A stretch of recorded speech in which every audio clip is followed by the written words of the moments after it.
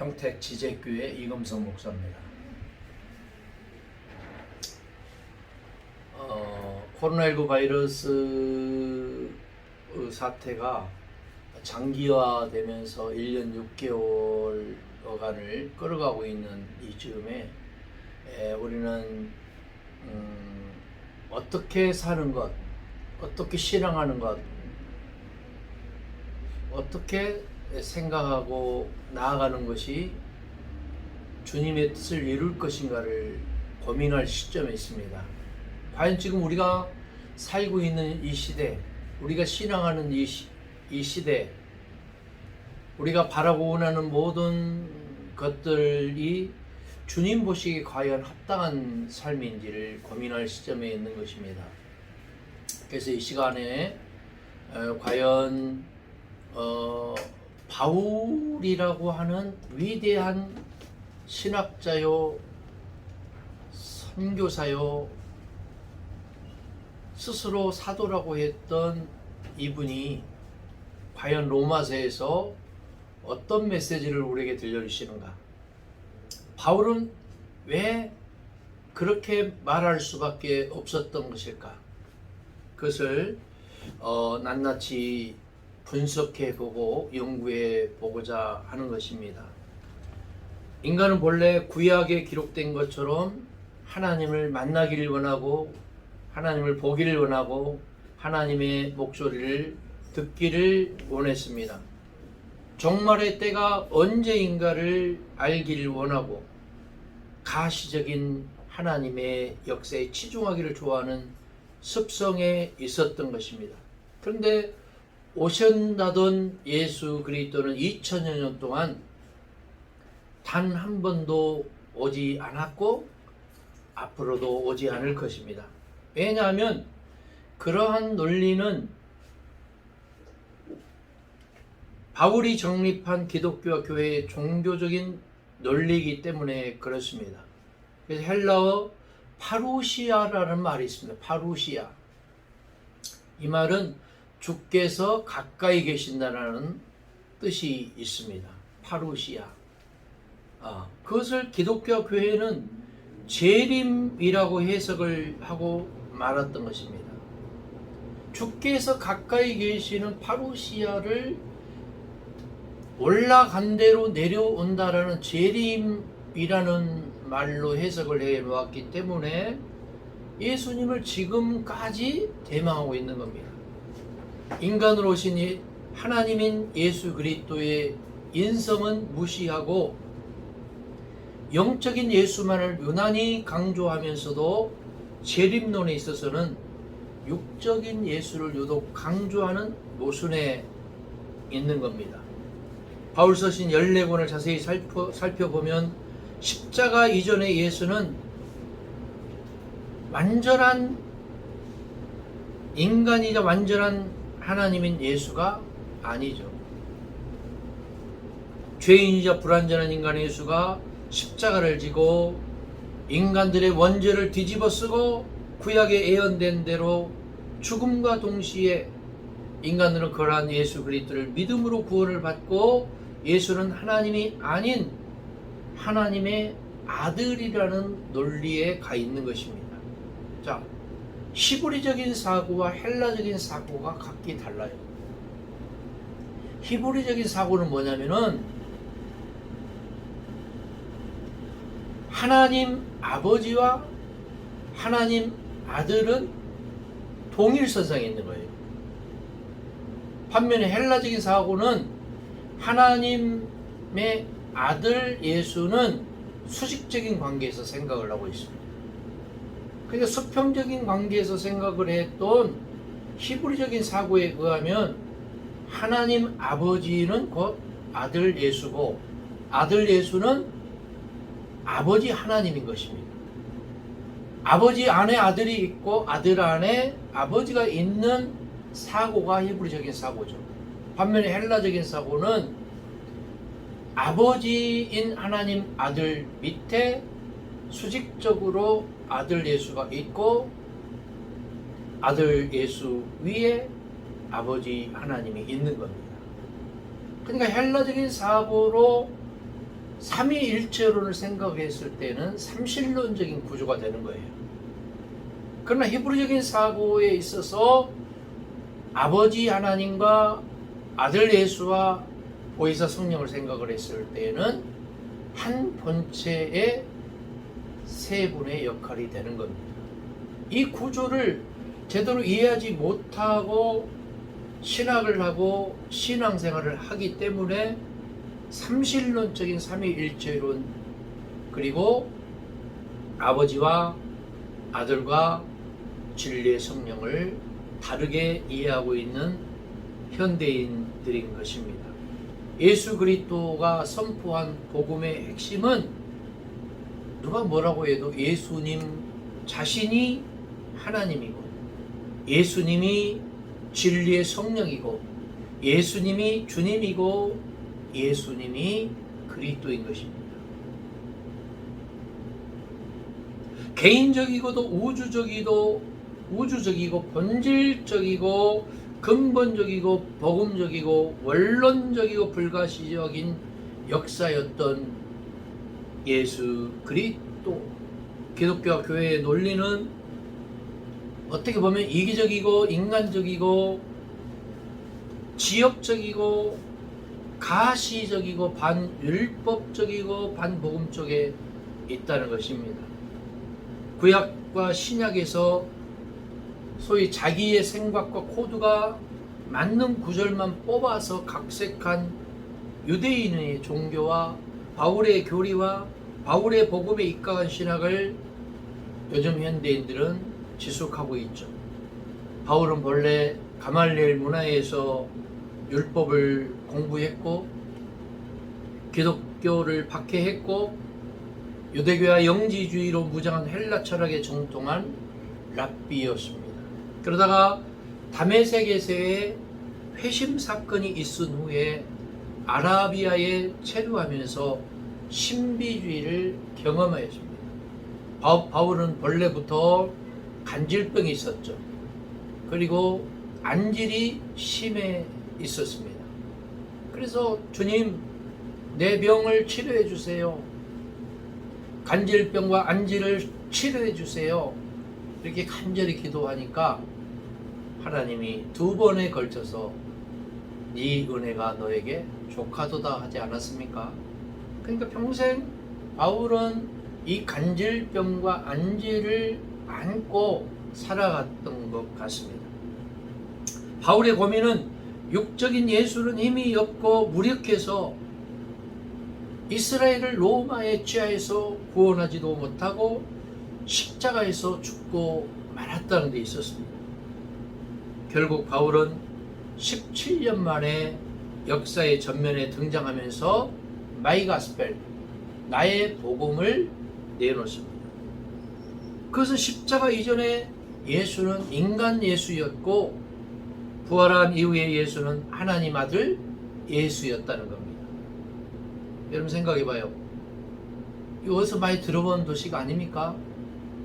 지구하신 하나님이 계시고 그 지구하신 창조주 하나님에게서 신이 계속해서 유출이 되어서 마지막 신과 인간 사이를 가교 역할, 다리 역할을 해주는 분이 그리스도라는 거죠.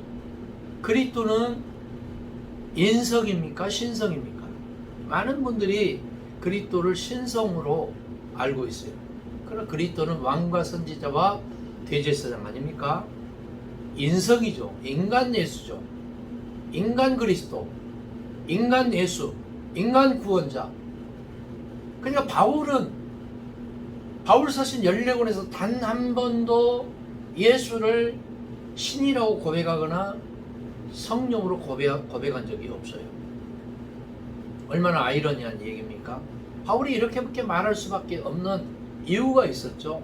그 뒤에 차츰 말씀드리기로 하고, 바울은 유대교의 연장선상에서 예수를 이야기를 원했고 이스라엘의 구원을 학수고대한 바울, 로마서 이제 후반부에 강의를 하겠습니다만, 그리고 바울이 경험한 것은 신비주의와 영지주의, 그리고 자기가 정립한 마이 가스펠, 나의 복음인 것입니다. 바울 서신 14권에 보면 예수 그리스도의 복음을 인용한 것이 두세 절밖에 나타나지 않지만 그것 또한 직접 들은 것이 아니고 간접적으로 풍문으로 들은 그런 얘기입니다. 결국 바울 서신 14권에는 예수 그리스도의 Jesus saying, 예수가 직접 하신 육성의 말씀이 단 한 절도 없는 것을 알 수 있습니다. 예수를 만난 적도 없고 예수 그리스도의 복음을 들어볼 기회조차 없었고 오직 자기가 터득하고 정립한 자기의 복음만이 있었던 바울은 자기의 복음을 나의 복음이라고 로마서 2장 16절, 로마서 16장 25절, 디모데후서 2장 8절, 갈라디아서 1장 11절, 디모데전서 1장 11절에 말씀하고 있는 겁니다. 나의 복음이라는 말은 예수 그리스도의 복음인 줄 알았는데 수많은 목회자와 신학자들이 이렇게 말을 해요.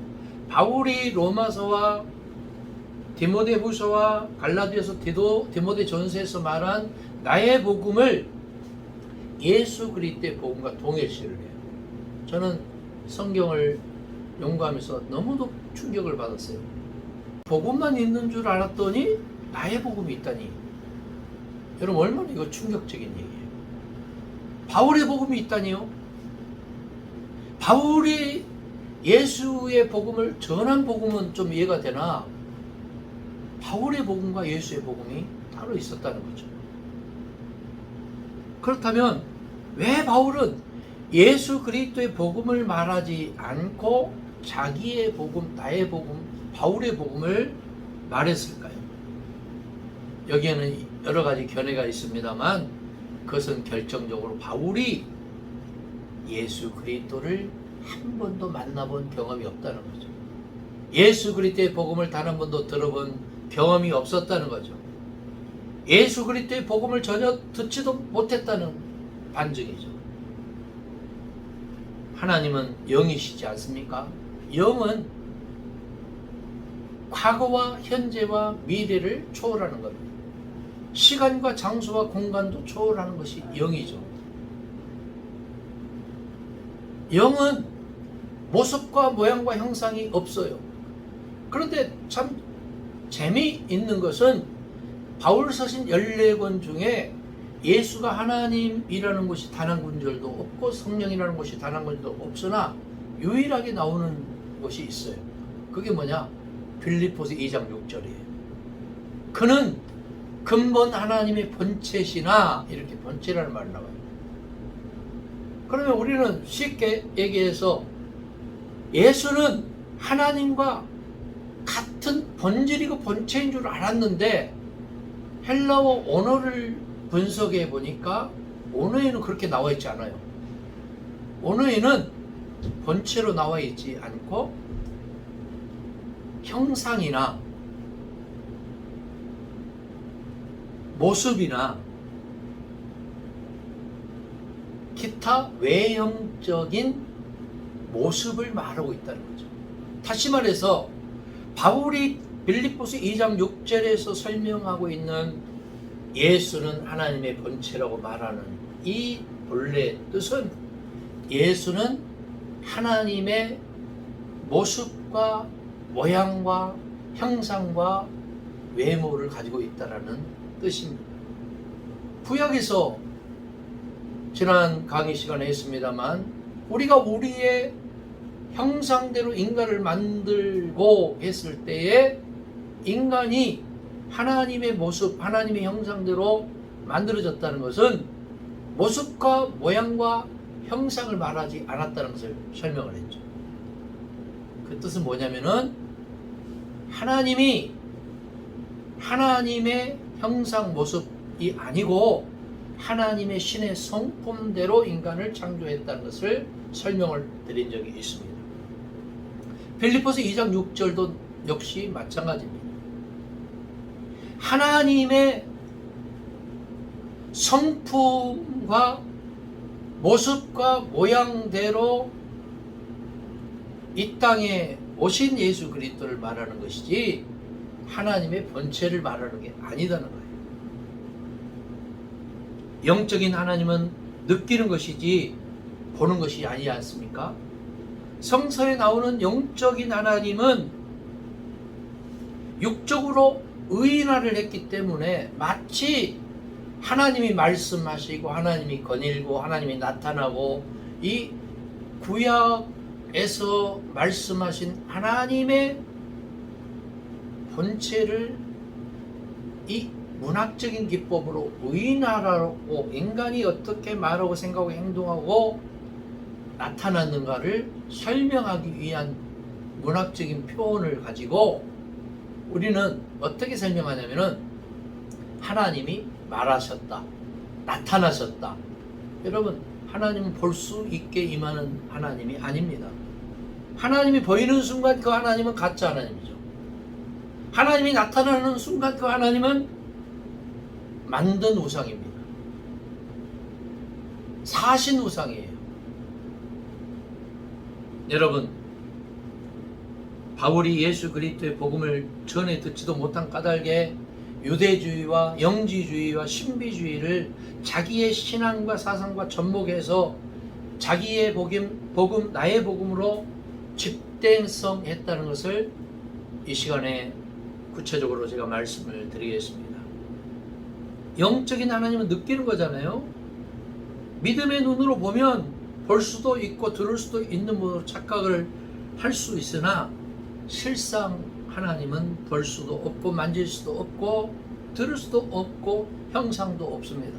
그러나 사람들은 하나님을 직접 보고자 하며 그 음성을 직접 듣고자 하는데 문제가 있는 것입니다. 영이신 하나님은 직접적으로 볼 수가 없는 존재고 영적으로야만 볼 수 있는 분입니다. 영이신 하나님 자신이 아들 예수가 되어서 성육신을 하심으로 말미암아 비로소 사람들은 처음이자 마지막으로 하나님을 육안으로 볼 수 있었던 것입니다. 이것이 인카네이션 교리예요. 하나님이 직접 아들로 오셨다는 거죠. 도성인신하셨다는 거죠. 근데 바울에게는 이러한 신학이 없다는 거죠. 그리고 그분의 음성을 육성으로 그래야 들을 수 있고 성육신 이전까지는 육신의 모습으로는 단 한 번도 보이시거나 나타난 것이 없으신 하나님. 구약에 나타난 하나님은 의인화를 한 하나님일 뿐입니다. 만약에 설령 구약의 하나님이 나타나시고 보여주시고 들려주시고 임하였던 하나님이 직접 그랬다면 그 하나님은 만든 하나님이 될 겁니다. 구약의 하나님이 인간에 직접 나타나고 말하고 역사하시고 임하이고 보였던 하나님이란 그 하나님은 가짜 하나님일 겁니다. 그런데 우리는 대부분 그렇게 신앙을 해왔어요. 구약의 하나님 봐라.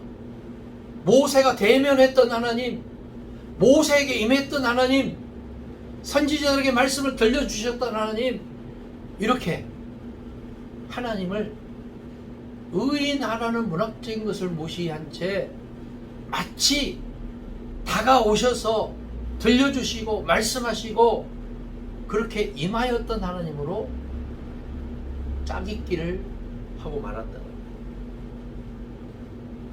바울은 그 대표적인 교리 서신은 다름없는 로마서에서 나의 복음을 거듭해서 말을 하고 있고 그 첫 서신이나 다름없는 갈라디아서에서는 다른 복음이라는 말을 거듭 말하고 있어요.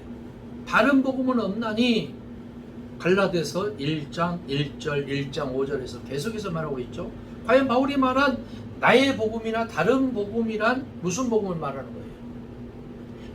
나의 복음은 뭐냐면 바울의 복음이고 다른 복음은 바울의 복음 위에 사도들에 의해서 증거되어 오고 전파된 복음을 다른 복음이라고 말하고 있는 겁니다.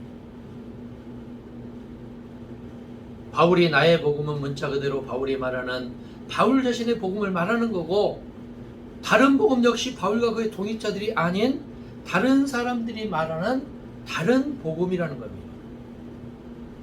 바울은 갈라디아서에서 다른 서신과 달리 인사도 문안도 없이 대뜸 사람들에게서 난 것도 아니고 사람으로 말미암은 것도 아니고 오직 예수 그리스도와 죽은 자 가운데서 그리스도를 살리신 하나님 아버지로 말미암아, 그리고 바로 이렇게 나오죠. 사도된 바울. 그리고 다른 복음은 안 된다고 하면서 저주를 거듭하는 격전장이나 격투장을 방불케 하는 메시지를 선포하고 있는 겁니다. 바울은 자기가 주장하는 복음과 같지 않은 복음이 다른 복음으로 말해요. 다른 복음을 가져온 자, 들려주는 자에게는 저주를 받는다는 저주성 발언을 서슴지 않고 있습니다. 이렇게 말하는 의도가 있어요. 바울은 스스로가 유대교의 정통한 자였고 예수 그리스도의 십자가와 부활만을 순수하게 증거하고자 하는 열의가 있었던 목회자요 선교사였기 때문에 그렇습니다. 바울이 이렇게 융통성이 없는 복음론을 주장한 이유가 무엇일까요? 그리고 왜 저주를 서슴지 않고 말한 것일까요? 어떻게 보면 바울이 말한 다른 복음은 의례적으로 당시의 사입이나 이단이 틀린 복음을 말하는 겁니다. 그리고 오늘날도 그런 차원에서 자주 인용이 되나 바울이 말한 다른 복음은 결국 다른 사람의 복음이 아닌 복음에 정통한 사도들의 증거한 예수 그리스도의 복음을 말하는 겁니다. 이때가 주후 50년 전후 바울이 가장 먼저 쓴 초기 서신이 갈라디아서와 데살로니가 전서 아닙니까? 그래서 복음이라는 말을 아무 데서나 듣거나 들을 수 있는 시기가 아니었어요. 기록된 것으로 봐서는 신약 성경 가운데에 바울 서신이 가장 먼저 나왔고, 그것도 갈라디아서와 데살로니가 전서에 가장 먼저 나왔기 때문에 우리는 예수 그리스도의 복음이 가장 먼저 기록된 줄 알지만, 그것은 후기에 바울이 죽고 난 뒤에 3년이나 4년 어간에 마가복음을 필두로 해서 하나님의 아들 예수 그리스도의 복음의 시작이다고. 그러니까 이 마가복음 1장 1절에서 말하고 있는 예수 그리스도의 복음의 시작이라는 말은 이전에 왔던 것은 뭐냐면은 복음의 시작이 아니라는 거죠. 바울 서신 14권은 복음이 아니라는 것을 함축하고 있지 않습니까? 그런데도 바울이 로마서 2장 16절, 로마서 16장 25절, 디모데후서 2장 8절, 갈라디아서 1장 11절, 디모데전서 1장 11절에 바울의 복음, 나의 복음이라고 선포하고 시작하고 다른 복음은 없다, 다른 복음을 전하는 자는 저주를 받는다라는 이런 단 한 번도 예수의 복음을 들은 기억이 없고 사복음서를 본 기억도 없고 예수를 만난 기억이 없기 때문에 자기식으로 선포한 것이, 즉대성한 것이 자기의 복음인 줄 알았던 겁니다. 그러나 지금에 와서 바울이 뭐 잘못되었다라고 말해서는 안 되는 거죠. 이것 또한 하나님의 성경 66권에 들어있는 절대무한 하나님의 진리의 말씀이기 때문에 그렇습니다. 자, 그렇다면 주님 부활 후 갑자기 나타난 바울은 자기보다 먼저 존재하는 12사도들의 교회를 핍박을 하지 않습니까? 앞장을 선 자였어요. 자기보다 먼저 존재하는 12사도 중심의 예수 그리스도의 교회를 핍박을 했던 바울, 그리고 스데반을 죽이는데 앞장섰던 바울, 회심이나 개심을 하고서도 12사도들과의 관계는 적지 않은 갈등이 있었던 바울. 바울은 유대인들과 기독교인 모두에게 수많은 적을 가진 분이었습니다. 먼저는 12사도들 중심의 예수 그리스도의 교회였고, 다른 하나는 그가 몸담았던 유대교였던 것입니다. 이런 일은 회심 후에도 계속해서 병행이 되었습니다. 이런 관계에서 바울의 자기의 복음, 나의 복음, 그리고 다른 복음을 말하며 자기 교회와 다른 교회에 자기의 복음이나 자기의 교회를 확고히 했던 바울이었던 겁니다. 따라서 바울의 교회로는 예수 그리스도의 교회와 12사도들의 교회와 그리고 바울의 교회로 직결이 된 교회가 아니라 하나님의 교회와 하나님의 복음과 하나님의 사도로 귀결이 된 바울의 마이가스펠, 바울의 복음이었던 것입니다. 바울은 예수 그리스도의 교회를 전혀 본 적이 없었어요. 들은 적도 없었어요. 그리고 바울은 들으려고 하지도 않았어요. 왜냐하면 그 당시에 율법에 가장 정통한 바울이었고 유대교의 계승자였고, 반면에 예수 그리스도의 사도들은 어부들 출신, 무식쟁이들, 못 배운 사람들, 가난뱅이들, 그야말로 인사이드 인생이 아니고 아웃사이드 인생들이었습니다. 오히려 12사도의 교회를 핍박한 자였고, 회심과 더불어 바울이 3년 동안 연구하고 그 후 14년 동안 구축한 교회는 예수 그리스도의 교회나 복음으로 되돌아 간 것이 아니라 성경대로, 그 당시 성경은 뭐냐면 모세오경과 시편과 이사야서 일부뿐이었습니다. 성경대로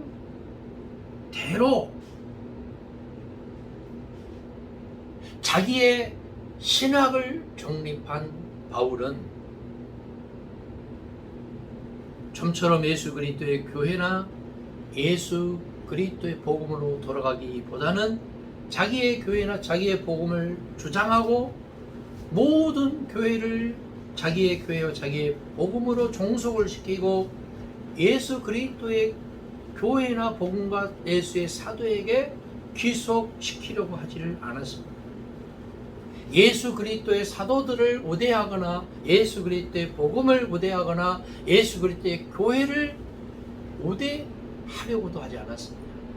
그 정도로 사도행전은, 그래서 누가 복음과 사도행전의 저자 누가는 이렇게 예루살렘 공동체와 안디옥 에베소 공동체의 갭을 어떻게 하면은 이어줄 것인가를 고민하면서 사도행전을 기록하지 않았습니까? 그래서 사도행전 1장에서 12장까지는 예루살렘 공동체의 수장인 베드로 중심이었고, 13장부터 28장까지는 안디옥 교회와 에베소 교회 수장인 바울의 수장이었던, 이것을 그냥 대비적으로 기록을 했던 것입니다.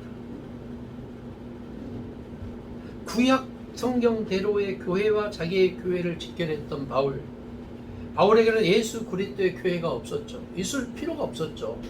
예수 그리스도의 복음이 있을 필요도 못 느꼈죠.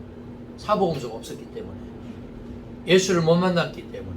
당연히 바울 입장에서는 최선을 다해서 구약의 유대교와 신약의 그 예수교를 가교 역할을 했던 위대한 선구자였던 것입니다. 갈라디아서 서두에서 육으로 난 사도는 안 되고 다른 복음에 대해서는 저주에 저주를 거듭했던 바울은 계속해서 다른 이야기는 없고 예루살렘에 있는 12사도들과의 관계에 대해서 불편과 긴장을 노골적으로 나타내고 있어요. 그래서 갈라디아서는 주 49년에서 50년경에 쓴 바울 서신 아닙니까? 그래서 바울은 주후 34년경에 예수 그리스도로부터 시작된 12사도의 교회를 하나님의 교회라고 핍박을 하다가 회심한 다음인 15년이 지난 49년경에서 갈라디아에서는 여전히 12사도들의 교회나 그들을 공격을 하고 있습니다. 다른 복음을 전하는 자들에게는 저주를 받을지어다. 그리고 베드로를 향해서는 게바나, 게바라는 뜻이 아람어인데 무슨 뜻인지 아세요? 게바라는 뜻은 돌대가리라는 거죠. 영어로 말하면 헤드스톤, 이 돌대가리 바울이 한 얘기예요. 이 돌대가리 베드로야. 예, 돌대가리야. 예, 돌대가리 베드로야. 너는 이렇게 머리에 든 것도 없으면서 자칭 사도라고 하느냐. 네가 사도면 나도 사도다. 뭐 이런 논리죠. 계속해서 차 한잔 마시고 이어가겠습니다. 아주 흥미진진하게 강의가 진행이 되는데,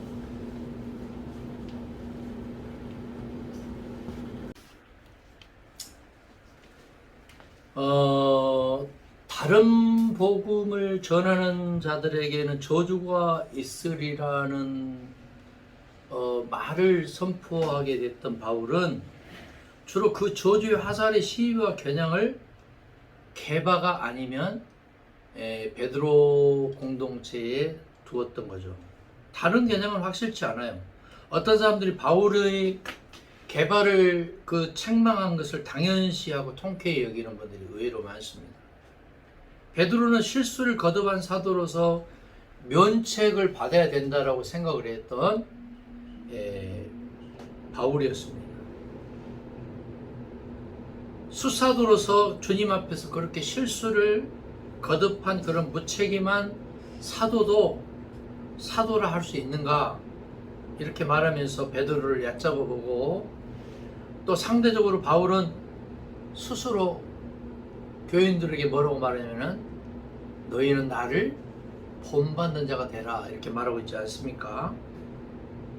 예수 그리스도를 직접 대면하지 못했던 바울이었기에 그 과오나 오류를 직접 주님으로부터 지적을 받을 수가 없었던 것 뿐이지, 아마도 바울이 12사도 중에 한 사람이었다면 무슨 질책이 있었을지 우리는 알고도 남을 일입니다. 갈라디아서 2장 14절에 보니까 저희가 복음의 진리를 따라 바로 행하지 아니함을 보고 모든 자 앞에서 게바에게 이르되 네가 유대인으로서 이방을 쫓고 유대인답게 살지 아니하면서 어찌해서 억지로 이방인을 유대인답게 살게 하였느냐, 이렇게 책망하고 있습니다. 이런 서신이 갈라디아서에 있는 교인들에게 어떤 인상을 주었을까요? 이것은 누가 이 비복음적이고 누가 복음의 진리를 따르지 않고 있는지를 알 수 있는 것 아니겠습니까? 바울은 베드로에게 복음의 진리를 따라 바로 행하지 아니함을 보고, 복음의 진리라는 게 바울에게 있어서 복음의 진리는 뭐냐 하면은 유대인이나 이방인이나 별반 다를 것 없이 행동하는 것. 베드로가 주님으로부터 직접 듣고 보고 말한 것인데도 듣지도 보지도 들으려고 하지 않은 바울이 나타나서 이제는 자기가 정통이라는 거죠. 다른 복음에 대한 저주와 복음의 진리를 따라서 바로 행하지 않음을 보고 면박은 바로 이런 유추와 직결이 되고도 남는 말인 겁니다. 여러분, 베드로가 이방인과 같이 먹다가 저희가 바울 일행이 오니까 그가 할례자들을 두려워해서 떠나 물러가는 것을 보고 극단적인 모래를 서슴지 않았던 겁니다. 그러면 베드로 입장에서는 한번 생각을 해보세요. 베드로 입장에서는 베드로가 속한 예루살렘 공동체는 어떤 곳이냐면 유대인으로서 개종한 크리스천, 주이스 크리스천이라고 해요. 유대인으로서 개종한 그리스도인들은 어떤 사고방식을 갖고 있느냐면 할례를 받아야 된다. 유대교의 연장선상에서 예수가 왔다.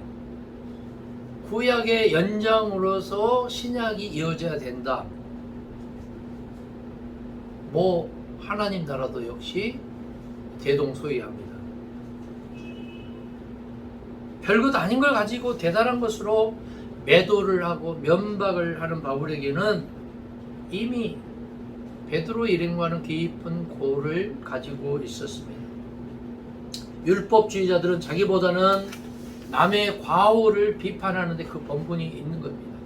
바울은 자기가 17년 동안 유대교와 영지주의와 신비주의에서 터득한 자기의 복음을 정리하고 나서 과감하게 다른 복음은 없다고 주장을 합니다. 자기가 선포한 복음 외에 다른 복음을 전하는 자는 누구를 막론하고 심지어 예수 그리스도의 사도들마저도 저주를 받을 것이라고 말하고 있는 겁니다. 여러분, 갈라디아서 1장 7절 9절에 보니까 다른 복음은 없나니 다만 어떤 사람들이 너희를 요란케 하여 그리스도의 복음을 변하려 함이라. 그러나 우리나 혹 하늘로부터 온 천사라도 우리가 너에게 전한 복음 외에 다른 복음을 전하면 저주를 받을지어다. 우리가 전에 말하였거니와 내가 지금 말하노니 만일 누구든지 너희의 받은 것 외에 다른 복음을 전하면 저주를 받을지어다. 자, 그렇다면 바울이 전한 복음 외에 다른 복음은 뭘까요? 베드로후서 3장 15절에서 18절에는 이와는 정반대의 메시지가 나오고 있습니다. 베드로후서 3장 15절에서 18절. 또 우리 주의 오래 참으심이 구원이 될 줄로 여기라.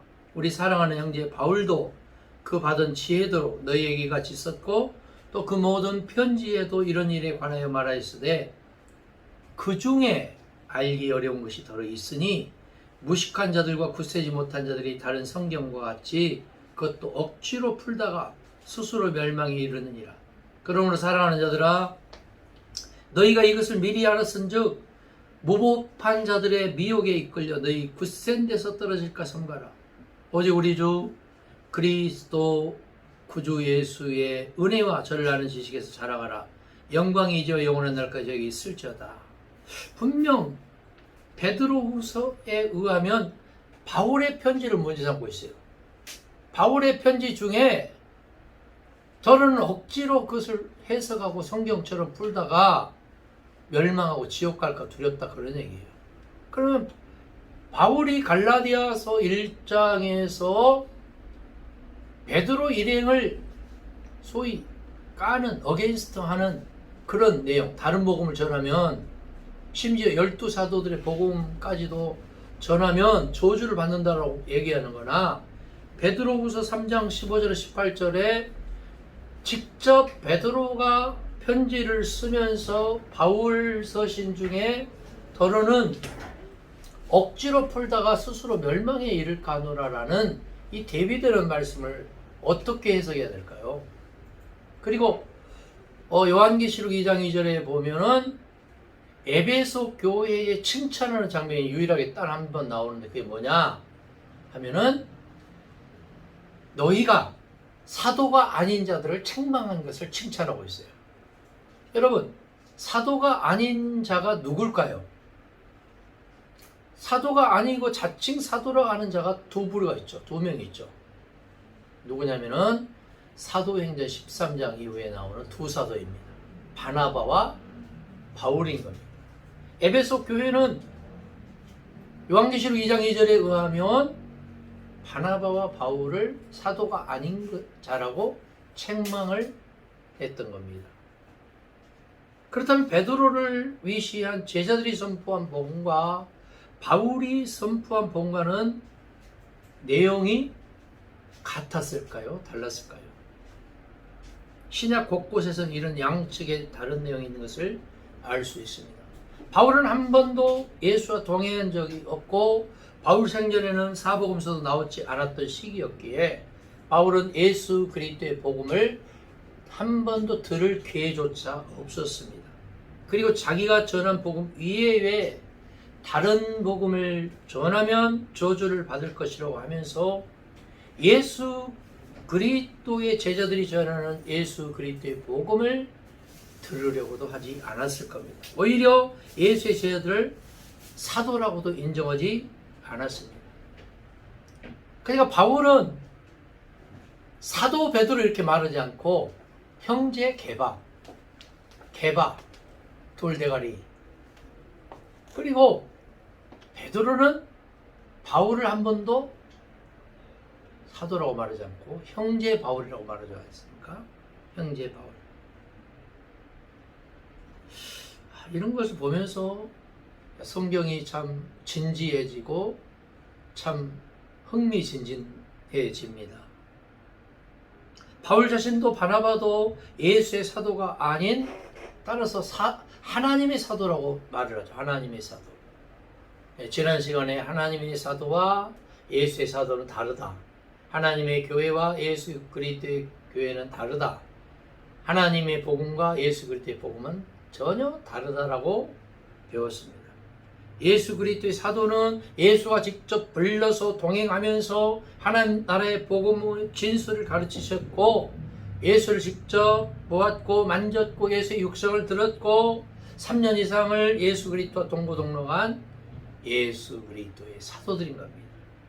그러나 바울의 하나님의 사도는 자칭 사도론이 될 수밖에 없죠.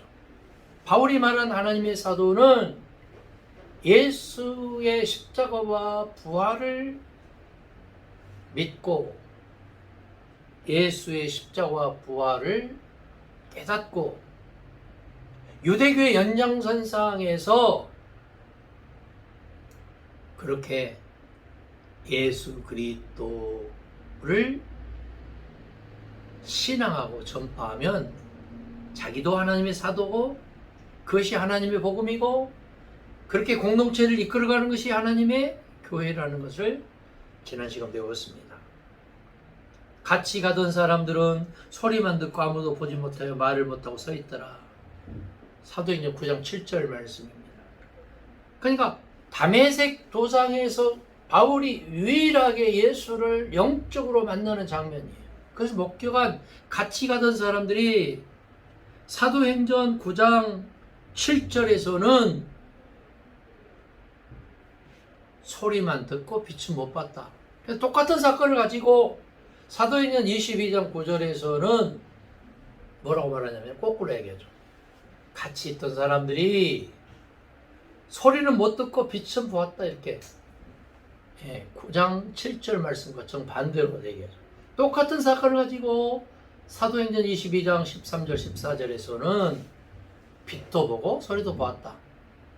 야, 이 똑같은 다메섹 도상에서 바울이 유일하게 예수를 영적으로 만나는 장면이 이렇게 각기 다르죠. 유일하게 예수를 만나는 장면인데 불행스럽게도 육신으로 오신 예수가 아닌 영적인 예수를 만나죠. 바울과 같이 동행한 사람들이 각기 증언을 다르게 하고 있습니다.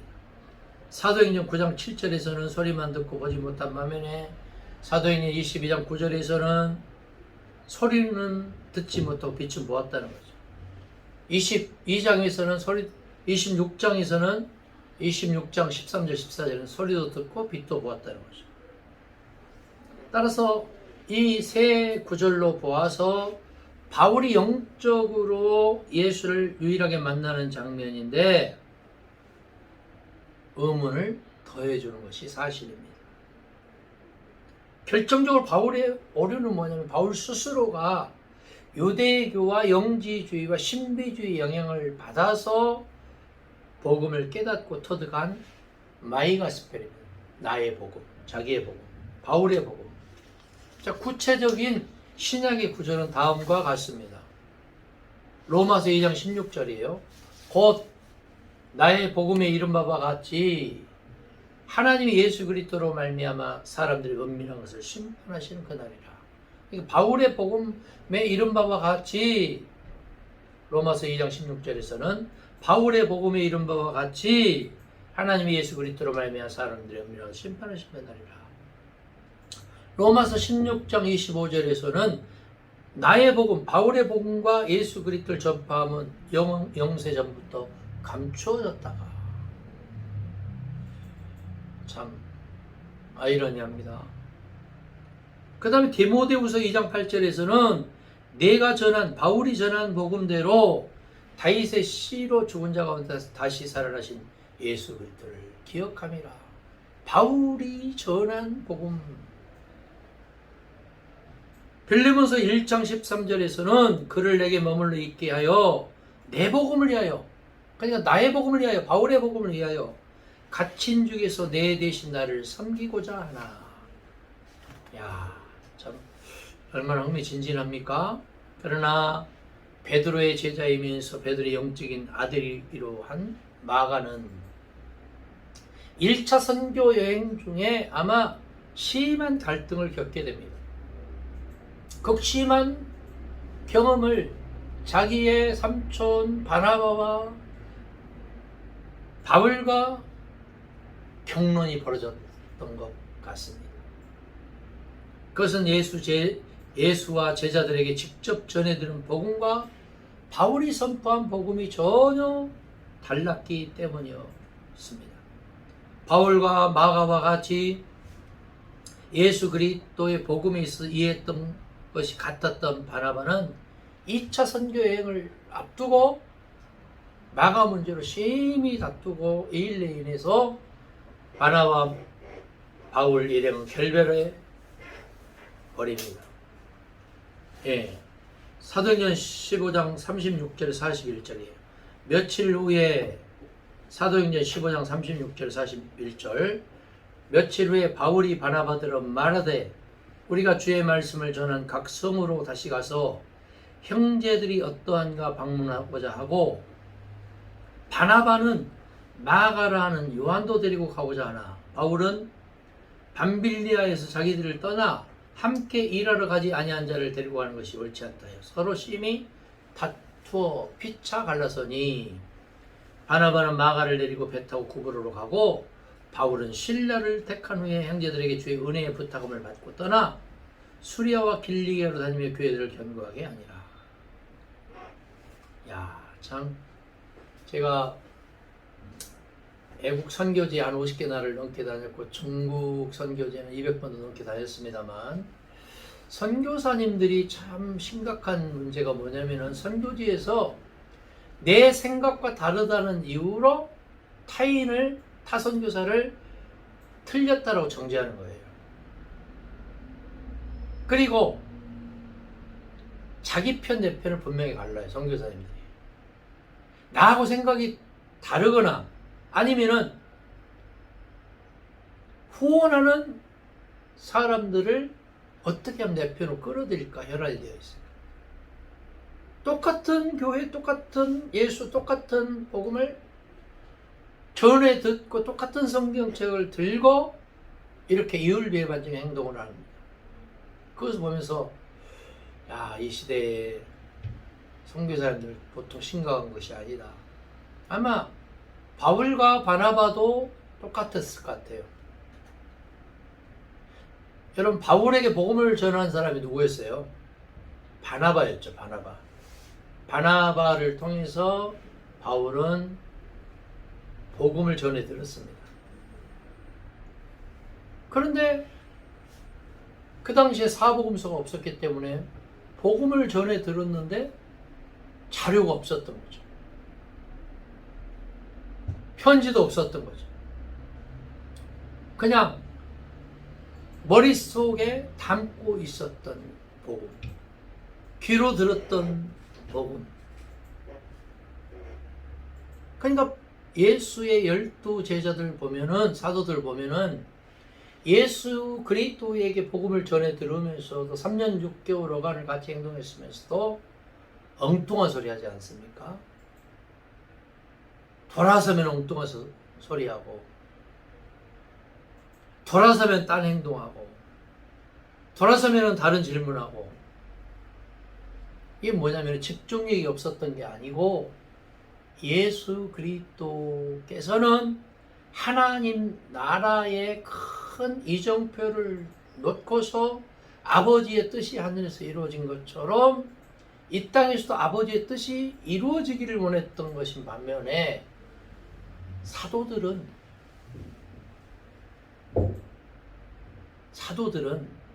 현재적인 하나님 나라를 이해하지 못했던 겁니다. 죽어야 가는 나라. 예, 나중에 이제 나오겠습니다만 하나님 나라에 대해서 나중에 이제 나와요. 예수 그리스도의 복음의 시간에 다루기로 하겠습니다. 과연 이들은 무엇 때문에 갈라섰을까요? 바나바와 마가와 들었던 예수 그리스도의 복음과 바울이 선포한 영적인 예수의 복음과는 전혀 달랐습니다. 바나바와 마가는 육적인 예수 그리스도의 복음을 그대로 믿었어요. 반면에 바울은 십자가와 부활밖에 몰랐어요. 십자가와 부활. 그리고 유대교의 정경이었던 그 당시의 성경인 모세오경과 시편과 이사야서 일부뿐이었습니다. 그렇다면 그 중간 시대는 없는 걸까요? 14권의 편지를 끝으로 예수 그리스도가 자기 생전에 재림해서 예수를 믿는 사람은 공중에서 휴가되어서 하나님 나라에 가서 영생한다고 확실한 바울은 예수 그리스도를 만나지도 못하고 끝내는 죽음을 맞게 됩니다. 그리고 바울은 지금까지 현재까지도 부활도 하지 못하고 휴고도 못하고 있어요. 이것을 지켜본 수많은 바울의 추종자들은 죽은 스승인 바울을 장례도 치르지 못하고 그대로 있어요. 마치 이장님 일당이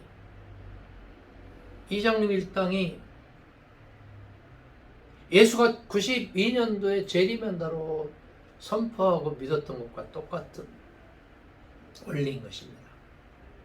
이런 생각해봐요. 제가 처음 들어가면서 재림에 대해서 얘기했죠. 재림.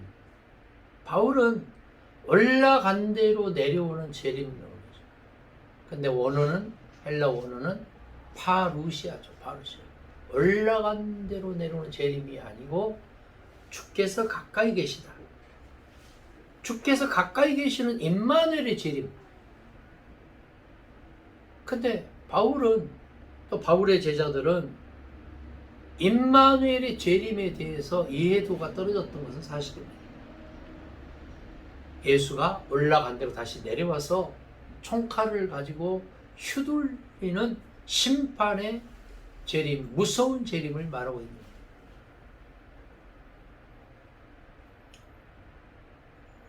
그러자 바울의 아성에 잠잠하던 예수의 제자들과 그의 공동체는 다시금 모여서 예수 그리스도의 복음을 기록해서 후세에 전해야 된다라는 여론이 있었습니다. 그리고 살아있던 예수 그리스도의 제자들의 증언과 예수의 어록들을 모아서 편집한 것이 복음서 중 가장 먼저 마가와 그의 공동체가 기록한 마가복음입니다. 마가복음 1장 1절이요.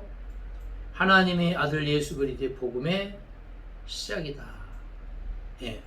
여기서 하나님의 아들이 가로 열고 닫고 그러면 밑에 각주에 뭐라고 나와 있냐면 어떤 사본에는 없음 이렇게 나와 있어요. 이 말은 하나님의 아들이라는 말은 초기 교회가 후에 추가한 거죠. 4, 5세기경에. 하나님의 아들로 말을 해야 믿음에 도움이 될 것 같은 신앙 때문에 하나님의 아들을 삽입을 한 겁니다. 예수를 하나님의 아들로보다는 하나님으로보다는 하나님의 아들로 신앙을 하고자 하는 사람들 때문에 그랬습니다. 그러니까 예수 그리스도의 복음의 시작이다 이렇게 말하면 극명한데 아주 하나님의 아들 예수 그리스도의 복음의 시작이다. 이렇게 하나님의 아들을 놓고 말했던 거죠. 자, 예수 그리스도의 복음의 시작이라는 말은 마가복음이 주 69년경 그러니까 로마 장군 티토스에 의해서 예루살렘 성전이 70년경에 멸망을 했고 마사다까지 피난을 해서 73년경에 완전히 마사다까지 함락이 되지 않았습니까? 자, 그걸로 봐서 우리가 69년경에 마가복음이 왔다면 그 전에 왔던 49년에서 주후 64년경에 기록이 됐던 바울서신 14권은 예수 그리스도의 복음의 시작이 아니고 About Jesus Christ Gospel이라는 말이죠. 예수 그리스도에 대한 복음이라는 말이죠. 물론 주후 393년과 397년 카르타고 회의에서 바울 서신 14권이 신약 정경에 들어오기는 했으나 바울 스스로도 자기의 편지가 성경에 들어갈 것이라는 우리는 상상하지도 못했을 겁니다. 주 49년에서 64년에 바울이 쓴 바울 서신은 따라서 예수 그리스도의 복음이 아니고 예수 그리스도에 대한 복음이고 주 69년경이나 70년에 기록한 마가복음이 예수 그리스도의 복음의 시작이라는 거죠. 자, 여기까지 이제 나의 복음에 대해서 살펴보았습니다. 나의 복음. 자, 그래서 우리가 살펴본 대로 바울은 하나님의 사도, 하나님의 교회, 하나님의 복음을 말할 수밖에 없었던 이유가 단 한 번도 사복음서를 못 받고 예수 그리스도의 복음을 못 들었고 예수 그리스도의 육성을 못 들었고 예수를 못 만났기 때문에 당연히 하나님의 복음, 하나님의 교회, 하나님의 사도라고 말할 수밖에 없었다.